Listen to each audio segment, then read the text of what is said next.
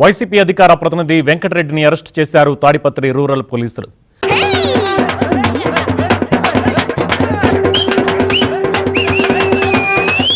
వెంకటరెడ్డి ఏమన్నారు? వైఎస్ఆర్సీపీ అధికార ప్రతినిధి వెంకటరెడ్డి ఏమన్నారు? ప్రభుత్వంపై విమర్శిస్తే ప్రభుత్వంపై సజావుగా కాకుండా బురద జల్లే విధంగా లేకపోతే తప్పుడు ప్రచారాలు చేసి ఖచ్చితంగా అరెస్టులు తప్పవన్నది ఒక సిగ్నల్. ఇది దండం పెడతాను. ఇన్ని కేసులు పెట్టామంటే మేము ఇంతమంది లోపల వేసామంటే ఎవరో కొన్ని కేసులు పెట్టారు. ఇన్ని కేసులు మేము పెట్టామా చెప్పండి. ప్రతిరోజు కూడా పవన్ కళ్యాణ్ గారు అదే విధంగా చంద్రబాబు నాయుడు గారు ఎక్కడ ఉంటారు అన్నాడు. ఈ బోగాడు ఈ రోజు హైదరాబాద్ లోనే అరెస్ట్ అయినాడు. పాములు పట్టేవాడు పాము కాటికే పోయినట్టు కళావైద్యుడు కళావైద్యం వికటించి కాళ్ళు చేతులు పోగొట్టుకున్నాడు. హైదరాబాద్ కూకట్పల్లిలోని cyber city Marinas case apartment లో నివసిస్తున్న వెంకటరెడ్డిని అరెస్టు చేసి ఏపీకి తరలించారు పోలీసులు. అరెస్ట్ అంటే విచారణకు రమ్మని ఈడ సందర్నే నేను బాత్రూమ్ లేకపోయి ఆయన హార్పిక్ పట్టుకొని నేను హార్పిక్ తాగి చచ్చిపోతాను అని అంటున్నాడంట.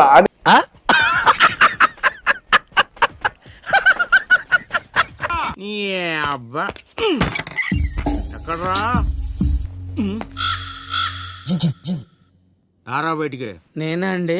హార్పిక్ తాగి చచ్చిపోతాను, ప్రశ్నించే గొంతులు మీరు నమ్మేస్తారా, ఉండిరా, నా మీద అక్రమంగా కేసు కడతారా, అది ఇది అన్నాడంట. అంత నవ్వు ఆపుకుంటున్నావు కదరా. చీపుగా హార్పిక్ కేంద్ర తాగేదే. కూటమి ప్రభుత్వంపై వైసీపీ నేత దుష్ప్రచారం తారాస్థాయికి చేరింది. ఏంటున్నావంట్రా? ఇస్తే గవర్నమెంట్ ఊరుకుంటదేంటి? బొక్కలోకి దోస్తది. జైళ్లను బాగు చేసుకోండి, భవిష్యత్తులో మీరందరూ ఉండాల్సింది అక్కడే అని అన్నారు. జైలు మాత్రం బాగు చేసుకోమని చెప్పండి.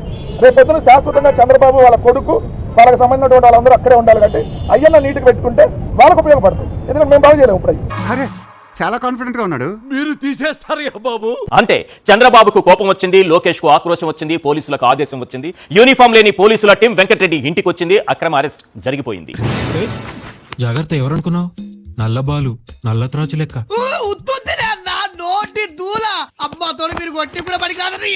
జైళ్లను బాగు చేసుకోమన్నందుకే వెంకటరెడ్డిని అరెస్ట్ చేశారా? వర్కౌట్ అవ్వలేదు కానీ వేరే ఏదైనా ట్రై చేయరా? అంత సడన్ గా అడిగితే చెప్తానండి.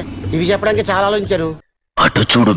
సతీష్ కుమార్ హత్య వెనుక ప్రభుత్వం హస్తం ఉందన్న కారుమూరి వెంకటరెడ్డి.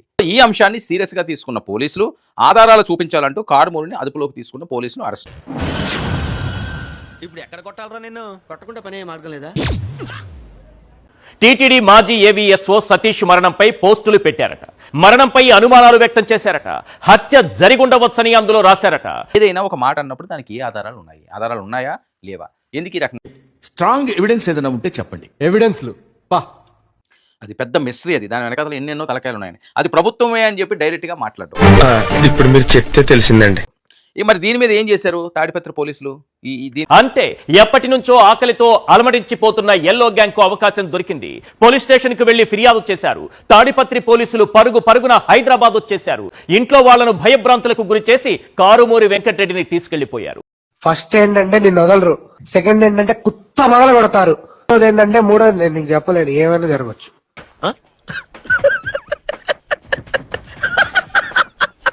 సోషల్ మీడియాలో రెచ్చిపోతూ ప్రభుత్వంపై అసభ్యకర రీతిలో వ్యాఖ్యలు చేస్తున్న ఆయనపై అనంతపురం టీడీపీ నేతలు చేసిన ఫిర్యాదుతో తాడిపత్రి రూరల్ పోలీసులు కేసు నమోదు చేశారు.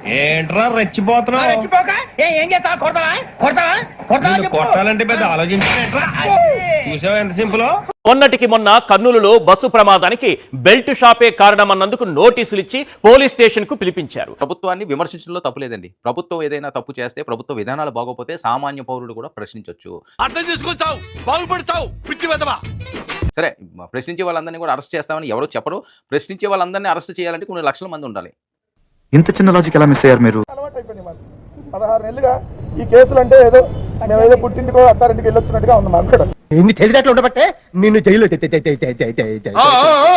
అర్థమైంది. ఎస్ఆర్సీపీ నేతలు, కార్యకర్తలు, సోషల్ మీడియా యాక్టివిస్టులతో జైళ్లను నింపేశారు. అప్పుడెప్పుడో బ్రిటిష్ వాళ్ల పాలనలో జైళ్లన్నీ నిండిపోవడం చూసాం. మళ్ళీ ఇప్పుడు నారావారి పాలనలో ఆ సీన్ రిపీట్ అవుతుంది. రకంగా అవుతుంది. గత ప్రభుత్వంలోనూ కూడా జరిగింది, ఈ ప్రభుత్వంలోనే ఈ రకంగా జరిగిందని చెప్పి ఆవేదన చెందాల్సిన అవసరం లేదు. కానీ అంటే అది పై క్లారిటీ ఇవ్వాల్సింది పోలీసులు.